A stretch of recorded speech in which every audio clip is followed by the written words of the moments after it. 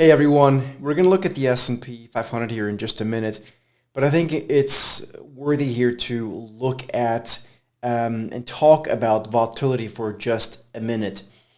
Now, the markets over the past number of weeks haven't actually been volatile as much as they have been choppy.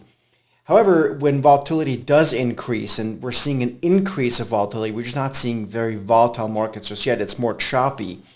When volatility increases, the predictability of outcomes decreases, so markets become more uncertain, and that tends to get people more nervous.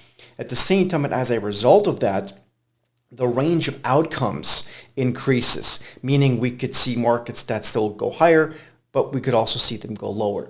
And in many ways, the U.S. equity market, which again is kind of like the ultimate barometer here still because of the Max 7 stocks of risk on, and we have again, I keep saying, is a huge concentration there, which we think is going to come home to roost this year.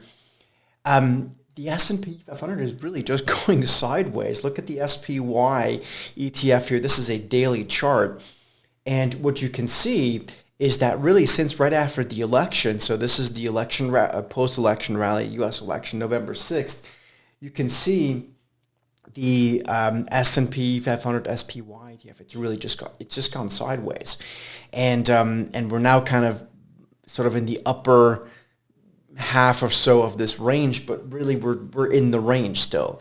So what to do? Well, I think it's actually quite simple and actually in many ways actually very good to be in this situation because A, there's not a whole lot to do from a swing trading perspective.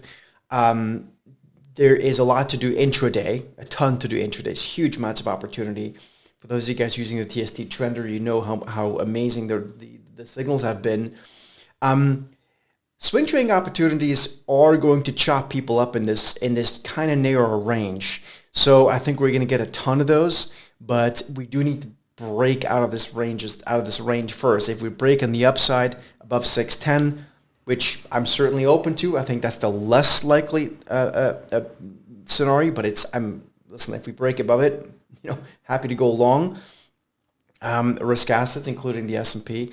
But I think below there is the lows that are important, which held again in January, and those are the post-Fed meeting lows of around 580 on the SPY ETF. If we break below those on a daily closing basis, I think then we're opening ourselves up to maybe 550, which is what this other arrow points to here, a little bit lower here. So that's kind of what we're looking for. But again, right now here, it's a really easy place to get chopped up. I see a lot of people trying to blindly buy dips or to sell rallies.